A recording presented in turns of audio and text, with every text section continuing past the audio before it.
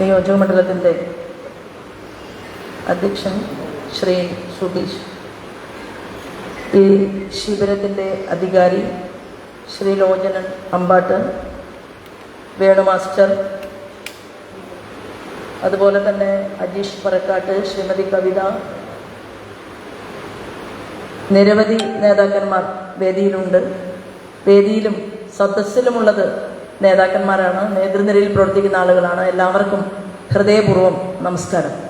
ഞാൻ ഈ ഒരു സമയത്ത്, അതായത് 24 മണിക്കൂർ സമയം സംഘടനാപരമായിട്ടുള്ള പ്രവർത്തനങ്ങളുടെ ഭാഗമായി വിവിധ വിഷയങ്ങളെക്കുറിച്ചുള്ള ക്ലാസുകൾ കേൾക്കുകയും വീണ്ടും നമുക്ക് പ്രവർത്തന രംഗത്തേക്ക് കടന്നു ചെല്ലാനുള്ള ഊർജം അത് ഏറ്റുവാങ്ങുകയും ചെയ്തുകൊണ്ടാണ് ഓരോരുത്തരും ഇവിടെ ഇരിക്കുന്നത്. അപ്പോൾ പുറത്തു നടക്കുന്നത് മാധ്യമങ്ങളിലൂടെ ഭാരതീയ ജനതാ പാർട്ടിക്കെതിരായിട്ടുള്ള വിചാരണകൾ നടന്നുകൊണ്ടിരിക്കുകയാണ്. അപ്പോൾ ഒരു കാര്യം നമ്മൾ മനസ്സിലാക്കുന്നത്, BJP എന്ന് പറയുന്ന മഹാപ്രസ്ഥാനത്തിന് നമ്മൾ ഒരു ശോഭാ സുരേന്ദ്രനെയോ അല്ലെങ്കിൽ ഒരു സുരേന്ദ്രനെയോ അതല്ലെങ്കിൽ രാജീവ് ചന്ദ്രശേഖർ എന്ന് പറയുന്ന നമ്മുടെ ആരാധനായിട്ടുള്ള സംസ്ഥാന അധ്യക്ഷനെയോ അല്ലെങ്കിൽ വിവിധ ചുമതലകളിൽ പ്രവർത്തിക്കുന്ന വ്യക്തികൾക്ക് വേണ്ടി പൂജ നടത്തുന്ന ഒരു സംഘടനാ പ്രവർത്തനം നമുക്കില്ല. നമ്മുടെ സംഘടനാ പ്രവർത്തനം എന്ന് പറയുന്നത് കോൺഗ്രസും മാർക്സിസ്റ്റ് പാർട്ടിയും ഒക്കെ അങ്ങനെ തെറ്റിദ്ധരിക്കുകയാണ്. കാരണം കോൺഗ്രസ് എന്ന് പറയുന്ന പ്രസ്ഥാനത്തിന്റെ ഐഡിയോളജി തന്നെ അതൊരു മുതലാളിത്തവൽക്കരണത്തിന്റെ പ്രസ്ഥാനമാണ്. അവരുടെ കുറ്റമല്ല. അവര് ക്യാപിറ്റലിസം എന്ന് പറയുന്ന ആ മുതലാളിവൽക്കരണത്തിന്റെ ചുവട് പിടിച്ചുകൊണ്ട് പ്രവർത്തനങ്ങളെ മുന്നോട്ട് കൊണ്ടുപോകുന്ന ഒരു പാർട്ടിയാണ്. മാർക്സിസ്റ്റ് പാർട്ടിയാണെങ്കിൽ അവരുടെ കമ്മ്യൂണിസം എന്ന് പറയുന്നത് വർഗ സമരവും വർഗ സംഘർഷവുമാണ്. അതായത് തൊഴിലാളിയും മുതലാളിയും തമ്മിലുള്ള സംഘർഷത്തെ ഉപയോഗപ്പെടുത്തിക്കൊണ്ട് എങ്ങനെ ഒരു പാർട്ടിയിലെ പ്രവർത്തകരെ മുന്നോട്ട് നയിക്കാം എന്ന് ക്ലാസ് കൊടുത്തുകൊണ്ട് മുന്നേറുന്ന ഒരു പാർട്ടിയാണ്. നമ്മളെ സംബന്ധിച്ച് നമുക്ക് വ്യക്തി ആരാധന ഇല്ല എന്ന് നമുക്ക് എല്ലാവർക്കും അറിയാം. എന്താ കാരണം? സ്നേഹമുണ്ടാകും. ഇപ്പൊ ഞാൻ നിങ്ങളുടെ മുന്നിൽ 30 കൊല്ലമോ അല്ലെങ്കിൽ 20 കൊല്ലമോ പ്രവർത്തിച്ചാൽ നിങ്ങൾക്ക് ഓരോരുത്തർക്കും മനസ്സിൽ സ്നേഹവും അതുപോലെ തന്നെ ആദരവും ഉണ്ടാകും. അതെന്തുകൊണ്ടാണ്? ആ സ്ത്രീ ഇത്ര കാലം ഈ പ്രസ്ഥാനത്തിന് വേണ്ടി പ്രവർത്തിച്ചുവല്ലോ എന്നുള്ളതാണ്. അങ്ങനെയുള്ള എനിക്ക് ചെറിയ തെറ്റുകൾ പറ്റിയാൽ പോലും എൻ്റെ സഹപ്രവർത്തകർ പറയും അത് ഞങ്ങളുടെ ശോഭേച്ചിയാണ്, അതുകൊണ്ട് അതൊക്കെ ഞങ്ങൾ സഹിച്ചുകൊള്ളാം എന്ന് പറയും. അതിലുപരിയായിട്ട് പ്രസ്ഥാനം നമുക്ക് നൽകിയിട്ടുള്ള ആദർശം എന്ന് പറയുന്ന അത് നമുക്ക് മുതലാളിത്തമോ കമ്മ്യൂണിസമോ അല്ല, നമുക്ക് നൽകിയിട്ടുള്ളത് എന്താണ്? അതാണ് ദീനദയാൽ ഉപാധ്യായജി നമുക്ക് കണ്ടെത്തി തന്നിട്ടുള്ള ഏകാത്മ മാനവ ദർശനം എന്ന് പറയുന്നത്. അതിന്റെ അടിത്തറ എന്താണ്? അതിന്റെ അടിത്തറ എന്ന് പറയുന്നത് നമ്മൾ സ്പിരിച്വൽ ആയിട്ട് എങ്ങനെയാണോ ഒരു സംസ്കാരത്തെ നമ്മൾ രൂപപ്പെടുത്തി എടുത്തിട്ടുള്ളത്, അതുപോലെ ധർമ്മ അർത്ഥ കാമ മോക്ഷം എന്ന് പറയുന്ന ഒരു പുരുഷാർത്ഥത്തെയാണ് നമ്മൾ പ്രതിനിധാനം ചെയ്യുന്നത്. അങ്ങനെ ഒരു പുരുഷാർത്ഥത്തെ പ്രതിനിധാനം ചെയ്തുകൊണ്ട് ഒരു പാർട്ടിയുടെ പ്രവർത്തനത്തിൽ നമ്മൾ മുന്നോട്ട് പോകുമ്പോൾ നമ്മൾ ചിലപ്പോൾ പഞ്ചായത്ത് തെരഞ്ഞെടുപ്പിൽ തോൽക്കും, മത്സരിക്കുന്ന സമയത്ത് തോൽവിയുണ്ടായി കഴിയുമ്പോൾ പാർട്ടി പണി ജോലി നിർത്താം എന്ന് നമ്മൾ ആരും ചിന്തിക്കാറില്ല. എന്താ നമ്മൾ ചിന്തിക്കാറ്? നമുക്ക് സ്വാമി വിവേകാനന്ദന്റെ വാക്കുകൾ നമ്മുടെ മനസ്സിലേക്ക് കടന്നു വരും. അദ്ദേഹം പറഞ്ഞിട്ടുള്ളത് എന്താണ്? പരാജയങ്ങളിലൂടെ ഒരു മനുഷ്യൻ എന്താകണം? ബലപ്പെടണം. സ്വയം ആ മനുഷ്യന്റെ ഹൃദയവും ആ മനുഷ്യന്റെ ശാരീരികവും ആധ്യാത്മികവുമായിട്ടുള്ള കഴിവിനെ ബലപ്പെടുത്തിക്കൊണ്ട് നിങ്ങൾക്ക് ചുറ്റും തീർത്തിട്ടുള്ള കാരിരുമ്പുമറയെ പൊട്ടിച്ചെറിയാൻ നിങ്ങൾക്ക് സാധിക്കണം. അവിടെ നിങ്ങൾക്ക് വിജയം തരാതെ പ്രകൃതിക്ക് പോലും തരമില്ല എന്നുള്ള സാഹചര്യത്തിലേക്ക് നമുക്ക് നടന്നു പോകേണ്ടി വരും എന്ന് പറഞ്ഞ ആ സ്വാമിജിയുടെ വാക്കുകളെ ഉൾക്കൊണ്ടുകൊണ്ടാണ് കേരളത്തിലെ ഭാരതീയ ജനതാ പാർട്ടി എന്ന് പറയുന്ന ജനസംഘത്തിന്റെ പിൻഗാമികളായിട്ടുള്ള നമ്മുടെ പ്രവർത്തനത്തെ നമ്മൾ കരുപിടിപ്പിച്ചുകൊണ്ട് മുന്നോട്ട് പോകുന്നത്. അങ്ങനെയുള്ള ഓരോ പടിപടിയായിട്ടുള്ള പ്രവർത്തനം നടത്തി ഇവിടെ എത്തിയിട്ടുള്ളവർക്കാണ് നമ്മൾ ശില്പശാലയുടെ ഭാഗമായിട്ട് പ്രശിക്ഷൺ അഭിയാൻ എന്ന് പേരിട്ട് വിളിച്ചുകൊണ്ട് 24 മണിക്കൂർ അല്ലെ, വീടുകളിലുള്ള കുട്ടികളെ പോലും അവിടെ നിർത്തി ബാഗും തുണിയും എല്ലാം എടുത്ത് ഇവിടെ വന്ന് 24 മണിക്കൂർ ഇന്നലെ രാത്രി ഇവിടെ താമസിച്ച് പിന്നെ പുരുഷന്മാരെ കുറിച്ച് അത് പറയേണ്ട കാര്യമില്ല. കാരണം എന്താണ്, നിങ്ങൾ എപ്പോഴും ഒരു ദിവസവും 2 ദിവസവും ഒക്കെ സംഘടനാപരമായിട്ടുള്ള യാത്രകൾക്കും മീറ്റിങ്ങുകൾക്കും വേണ്ടി ഒക്കെ പോകുന്ന ആളുകളാണ്. എന്നാൽ സ്ത്രീകളെ സംബന്ധിച്ച് അങ്ങനെ ജില്ല വിട്ട് പുറത്തുപോയി സംഘടനാ പ്രവർത്തനത്തിന് വേണ്ടിയിട്ട് താമസിക്കാനൊക്കെ അപൂർവമായിട്ടുള്ള അവസരങ്ങളെ നമുക്ക് ഉണ്ടായിട്ടുള്ളൂ. ഞാൻ പറഞ്ഞു വന്നത്, നമുക്ക് പ്രതിരോധിക്കേണ്ടത് കേരളത്തിലെ ഇടതുപക്ഷ ജനാധിപത്യ മുന്നണിയെ മാത്രമല്ല, നമുക്ക് പ്രതിരോധിക്കേണ്ടത് കേരളത്തിലെ പറഞ്ഞ വാക്ക് പ്രാവർത്തികമാക്കാത്ത കോൺഗ്രസിനെ മാത്രമല്ല. ഈ കോൺഗ്രസ് അധികാരത്തിൽ വന്നത് കേരളത്തിന്റെ മുഖ്യമന്ത്രി പിണറായി വിജയന്റെ കുടുംബവാഴ്ചയ്ക്കെതിരെ പ്രഖ്യാപനങ്ങൾ നടത്തിക്കൊണ്ടും സമര വാക്കുകൾ മാത്രമേ സമരമായിട്ടുള്ളൂ. അല്ലാതെ വലിയ സമരമൊന്നും കോൺഗ്രസിന്റെ നേതൃത്വത്തിലില്ല. നമ്മൾ കഷ്ടപ്പെടും, നമ്മൾ സമരം നടത്തും, എന്നിട്ടോ നമ്മൾ കൊയ്ത പാടശേഖരത്തിൽ അവര് വിളവെടുത്തു കൊണ്ടുപോയി അവരങ്ങനെ നോക്കി നിന്ന് പണ്ടൊരു പാട്ടില് പറയുന്നത് പോലെ ചക്കി കുത്തും, അല്ലെ? ചക്കി കുത്തിയിട്ട് ഉണ്ണി ഉണ്ണും. ആ ഉണ്ണികളാണ് കേരളത്തിലെ കോൺഗ്രസുകാർ. നമ്മൾ ഏത് വിഷയത്തെയാണോ നമ്മൾ കേരളത്തിന്റെ പൊതുസമൂഹത്തിന്റെ മുന്നിൽ നമ്മുടെ ജീവിതം തന്നെ പ്രസ്ഥാനത്തിന് വേണ്ടി സമർപ്പിച്ചുകൊണ്ട് നമ്മൾ പോരാട്ടങ്ങൾ നടത്തിയിട്ടുള്ളത്, ആ പോരാട്ടങ്ങളിലൂടെ BJP മുന്നോട്ട് പോകുമ്പോൾ ജനം നോക്കുന്നത് ഈ പിണറായി വിജയൻ ഗവൺമെന്റ് ഇനി വേണ്ട. പക്ഷെ BJP ജയിക്കുമോ? അവർക്ക് സംശയമുണ്ട്. അപ്പൊ BJP ജയിക്കുമോ എന്നുള്ള സംശയം വരുന്ന സ്ഥലത്താണ് BJP 2ാം സ്ഥാനത്ത് പോയിട്ടുള്ളത്. അങ്ങനെ 2ാം സ്ഥാനത്ത് പോയി കേരളത്തിന്റെ 10 സ്ഥലങ്ങളിൽ മത്സരിച്ച ഒരാളാണ് ഞാൻ നിങ്ങളോട് സംസാരിക്കുന്നത്. അപ്പൊ തെരഞ്ഞെടുപ്പിൽ നമ്മൾ 10 സ്ഥലത്ത് പരാജയപ്പെട്ടു എന്നല്ല ഞാൻ എന്റെ ഡയറിയിൽ എഴുതിയിട്ടുള്ളത്. ഞാൻ എന്റെ ജീവിതത്തിന്റെ പുസ്തകത്തിൽ ഞാൻ എഴുതി വെച്ചിട്ടുള്ളത് 10 സ്ഥലത്തും എനിക്ക് BJPയിൽ കുടുംബാംഗങ്ങൾ ഉണ്ടായി എന്നുള്ളതാണ്.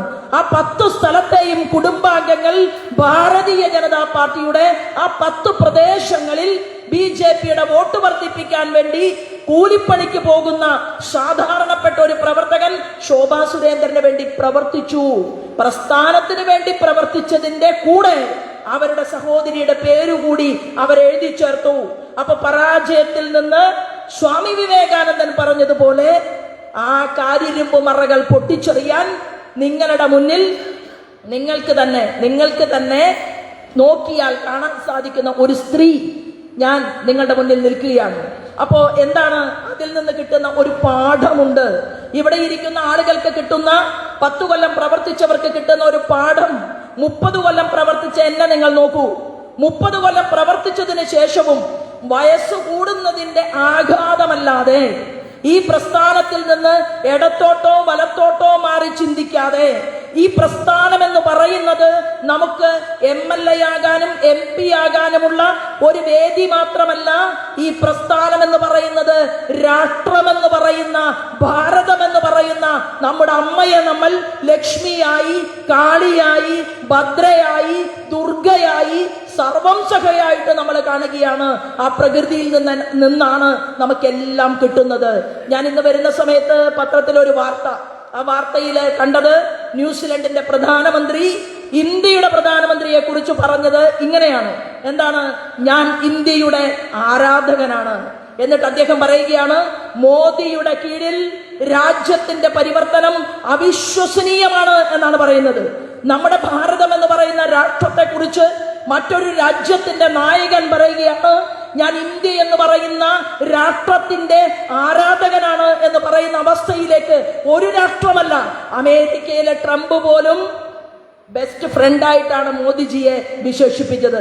പിന്നെ ചില ഫയലൊക്കെ കൊടുക്കുമ്പോൾ നോക്കാതെ ഒപ്പിടുന്ന പാരമ്പര്യം മൻമോഹൻ സിംഗ്ജിയെ പോലെ നമ്മുടെ മോദിജിക്ക് ഇല്ലാത്തത് കൊണ്ട്, ആ ഫയൽ ഒപ്പിട്ട് കിട്ടാത്തത് കൊണ്ട് ട്രംപ് ചിലപ്പോഴൊക്കെ ഇന്ത്യക്കെതിരായിട്ട് സംസാരിക്കുന്നു എന്നതൊഴിച്ചാൽ ഇന്ന് ലോകരാജ്യത്തിലെ വികസിത രാജ്യങ്ങളും വികസ്വര രാജ്യങ്ങളും നമ്മുടെ ഭാരതത്തെ ഉറ്റുനോക്കുകയാണ്.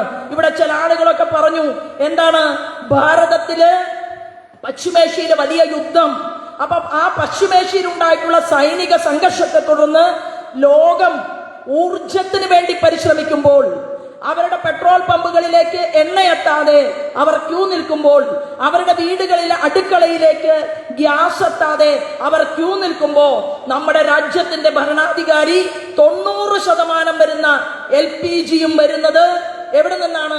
ഹോർമുസ് കടലിടുക്ക് വഴിയാണെങ്കിൽ അതിന് മാറ്റമുണ്ടാക്കിക്കൊണ്ട് 27 ലോകരാജ്യങ്ങളിൽ നിന്ന് നമ്മൾ ക്രൂഡ് ഓയിൽ ഉപയോഗിച്ചിരുന്നു, ഇറക്കുമതി ചെയ്തിരുന്നുവെങ്കിൽ ഇന്നത് 41 ലോകരാഷ്ട്രങ്ങളിൽ നിന്ന് ക്രൂഡ് ഓയിൽ ഇറക്കുമതി ചെയ്തുകൊണ്ട് അവരുടെ രാജ്യം യുദ്ധത്തിൽപ്പെട്ടപ്പോ നമ്മൾ അങ്ങോട്ടേക്ക് പെട്രോള് തിരിച്ചു പോകുന്ന വണ്ടിയിൽ അങ്ങോട്ടേക്ക് പെട്രോൾ കൊടുത്തയക്കുന്ന നാടായി നമ്മുടെ ഭാരതത്തിന് മാറാൻ സാധിച്ചു എങ്കിൽ നമ്മുടെ രാജ്യം ലോകമുറ്റു നോക്കുന്നത് ആരാധ്യനായ നരേന്ദ്രമോദിജിയെയാണെങ്കിൽ എങ്ങനെ മോദിജി ഉണ്ടായത് എങ്ങനെയാണ് ദീനദയാൽ ഉപാധ്യായ ഉണ്ടായത്? ദീനദയാൽ ഉപാധ്യായയെ കുറിച്ച് പറഞ്ഞത് ദിനു എന്നാണ് അദ്ദേഹത്തിന്റെ കുട്ടിക്കാലത്തെ പേര്.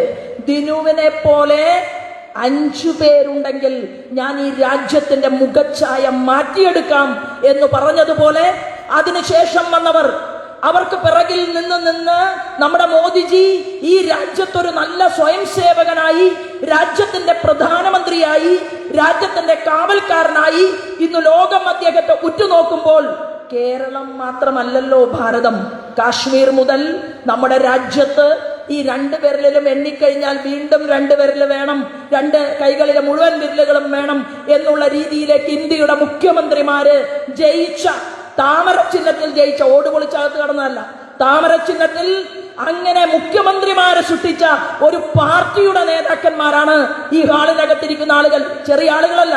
അപ്പൊ നമ്മൾ ഒരുക്കിയെടുക്കേണ്ട സ്വപ്നം എന്ന് പറയുന്നത് ഈ നാടിനെ അമ്മയായി കണ്ട്, നമ്മുടെ പ്രത്യയ ശാസ്ത്രത്തെ ഹൃദയത്തോട് ചേർത്ത്, ഈ ഭാരതാംബയെ അമ്മയായി കണ്ട്, ഈ വന്ദേ മാതരം ഉറക്കെ വിളിക്കുമ്പോൾ നമുക്കിനിയും വർഷങ്ങളോളം പ്രവർത്തിക്കാനുള്ള ശംഖധ്വനികൾ നമ്മുടെ മനസ്സിനകത്തുണ്ട് എന്ന് എഴുതി ചേർത്തുകൊണ്ട്, ഒന്നും ആഗ്രഹിക്കാതെ ഈ പ്രസ്ഥാനത്തിന് വേണ്ടി ബലിദാനികളായിട്ടുള്ള ആളുകളുടെ കാൽക്കൽ കാവിപ്പൂക്കൾ സമർപ്പിച്ചുകൊണ്ട് നമ്മൾ സന്തോഷിക്കണം.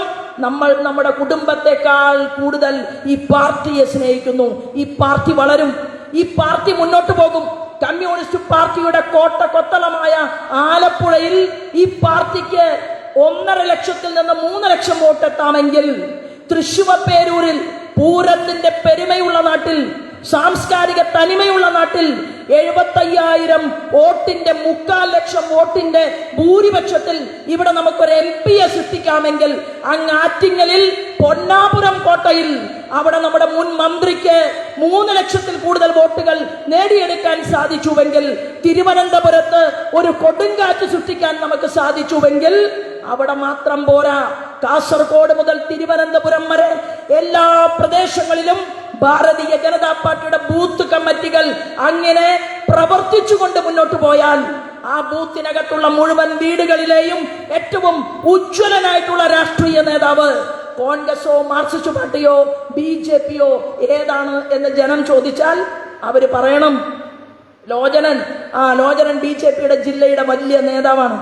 നിയോജകമണ്ഡലത്തിന്റെ സുബീഷിനെ കുറിച്ച് അല്ലെ, സുബീഷല്ലേ പേര്, സുബീഷിനെ കുറിച്ച് അവിടെ വന്ന് വണ്ടി ഇറങ്ങുന്ന ഓരോരുത്തരും പറയണം, സുബീഷിനെ കണ്ടാൽ ഞങ്ങൾക്ക് ബാങ്കിൽ നിന്ന് നരേന്ദ്രമോദി കൊടുക്കുന്ന മുദ്രാ ലോൺ കിട്ടും, ഞങ്ങൾക്ക് ന്യായമായി കിട്ടാനുള്ള അവകാശമുണ്ടെങ്കിൽ അത് കിട്ടും, അത് നേടിത്തരും എന്ന് പറയാൻ ആ നാട്ടിലെ ജനങ്ങൾക്ക് സാധിക്കണം. ഓരോ സ്ത്രീയും ഓരോ പുരുഷനും ഇവിടെ ഇരിക്കുന്ന മുഴുവൻ ആളുകളും അങ്ങനെയുള്ള കരുത്തുള്ള നേതാക്കന്മാരായി ജനങ്ങളുടെ മുന്നിൽ പ്രവർത്തിക്കാൻ നിങ്ങൾക്ക് ആരോഗ്യവും അതുപോലെ തന്നെ ധനസമൃദ്ധിയും ഉണ്ടാകട്ടെ എന്നുകൂടി പ്രാർത്ഥിക്കാൻ ഞാൻ ഈ അവസരത്തെ ഉപയോഗപ്പെടുത്തുകയാണ്. വരാൻ പോകുന്നത് കർക്കിടക മാസമാണ്. അവിടെ ധനധാന്യ സമൃദ്ധിക്ക് വേണ്ടി രാമനെ പ്രാർത്ഥിച്ചുകൊണ്ട് ഈ 1 മാസക്കാലം രാമായണത്തിന്റെ മന്ത്രാക്ഷരങ്ങൾ ഉരുക്കഴിക്കാൻ ഭാരതീയ ജനതാ പാർട്ടിയുടെ മുഴുവൻ കുടുംബാംഗങ്ങൾക്കും സാധിക്കട്ടെ എന്നും, നമ്മുടെ കുട്ടികൾ നാളെ ലളിതാ സഹസ്രനാമം ജപിക്കാൻ സാധിക്കുന്ന, അതുപോലെ തന്നെ നാരായണൻ ആര് എന്ന് മനസ്സിലാക്കാൻ സാധിക്കുന്ന, രാമനെ അറിയുന്ന, സീതയെ അറിയുന്ന ആളുകളായിട്ട് മാറാൻ സാധിക്കണം. ഒരു ക്രിസ്ത്യൻ കുട്ടിക്കും യേശുദേവനെ അദ്ദേഹത്തിന്റെ ചരിത്രം അപ്പനും അമ്മച്ചിയും പറഞ്ഞു കൊടുക്കുമ്പോൾ ഇത് ശരിയല്ലല്ലോ എന്ന് ചോദിക്കുന്നില്ല അവരാരും. ഉണ്ടോ? എന്നാൽ നമ്മുടെ കുട്ടികൾ പറയുകയാണ് രാമായണമുണ്ടോ, ഭാഗവതമുണ്ടോ എന്ന് ചോദിക്കുന്ന ഒരു സാഹചര്യം നമ്മുടെ നാട്ടിൽ സൃഷ്ടിച്ചുകൊണ്ടിരിക്കുമ്പോൾ നമുക്ക് ഈശ്വരീയത അവരിലേക്ക് സന്നിവേശിപ്പിക്കാൻ സാധിക്കണം. ഇത് പറയുമ്പോൾ ശോഭ ചേച്ചി പറയുന്നത് തീവ്രവാദമാണ് എന്നാരെങ്കിലും പറയുകയാണെങ്കിൽ ഞാൻ സൂചിപ്പിച്ചത് സർവധർമ്മ സമഭാവനയോടുകൂടി ഭാരതീയ ജനതാ പാർട്ടി മുന്നോട്ട് പോവുകയാണ്. അവിടെ നമുക്ക് ഒരു ക്രിസ്ത്യാനി അല്ലെങ്കിൽ ഒരു മുസൽമാൻ, അദ്ദേഹത്തിന്റെ ഒരു മതഗ്രന്ഥം, ഇതൊന്നും നമുക്ക് കൂടുതലല്ല. 33 കോടി ദൈവങ്ങളെ പ്രാർത്ഥിക്കുന്ന നമ്മൾ ഈ രാജ്യത്തിന്റെ സാംസ്കാരിക ചേതനയ്ക്ക് വേണ്ടിയാണ് നിലകൊള്ളുന്നത്. ആ ഹിന്ദു മതവും ഹിന്ദു സംസ്കാരവും രണ്ടാണ് എന്ന് നമുക്ക് ആളുകളുമായിട്ട് സമ്മതിക്കാൻ സാധിക്കണം. അതിനുള്ള വാതായനങ്ങൾ ഭാരതീയ ജനതാ പാർട്ടി തുറന്നു വെച്ചിട്ടുണ്ട് എന്ന് മാത്രം സൂചിപ്പിച്ചുകൊണ്ട് വലിയ നേതാക്കന്മാരായി നിങ്ങൾക്ക് ഓരോരുത്തർക്കും മുന്നോട്ട് പോകാൻ സാധിക്കട്ടെ എന്നും, അങ്ങനെയുള്ള നിങ്ങളുടെ കർമ്മക്ഷേത്രത്തിൽ അവിടുത്തെ കാതലായ പ്രവർത്തകന്മാരുടെ അനുഭവത്തിന്റെ പരിജ്ഞാനം അത് നിങ്ങളിലേക്ക് ഒഴുകിയിറങ്ങാൻ, അവരുമായിട്ട് കൂടുതൽ ഹൃദയബന്ധമുണ്ടാക്കാൻ സാധിക്കട്ടെ എന്നും പ്രാർത്ഥിച്ചുകൊണ്ട് എനിക്കിവിടെ വിളിച്ചതിനും നിങ്ങളെ കണ്ടതിനും ഈ സമാപനത്തില് നിങ്ങൾ എല്ലാവരെയും ഒന്ന് കാണുക എന്നുള്ള ഉദ്ദേശം മാത്രമേ ഉള്ളൂ. ഒരു പ്രസംഗത്തിന്റെ ആവശ്യമില്ല. അത് നമുക്ക് റോഡിലാണ് വേണ്ടത്. അത് നമുക്ക് എവിടെയെങ്കിലുമൊക്കെ ടൗണിൽ അല്ലെങ്കിൽ ഗ്രാമത്തിൽ മൈക്ക് തന്നു കഴിഞ്ഞാൽ BJPയുടെ കാര്യങ്ങളൊക്കെ അങ്ങനെ പ്രസംഗിക്കാനാണ് എനിക്ക് താല്പര്യം. അപ്പൊ തീർച്ചയായിട്ടും ആ കിട്ടിയ ആ ക്ലാസുകളെല്ലാം നിങ്ങൾ കൂടുതൽ ആളുകളിലേക്ക് പകർന്നു കൊടുക്കണം എന്ന് മാത്രം വിനയത്തോടുകൂടി അഭ്യർത്ഥിച്ചുകൊണ്ട് ഞാൻ നിങ്ങൾ നൽകിയിട്ടുള്ള സ്നേഹത്തിന്റെ മുന്നിൽ വീണ്ടും നമസ്കാരം അറിയിച്ചുകൊണ്ട് എന്റെ വാക്കുകൾ നിർത്തുന്നു. വന്ദേ മാതരം.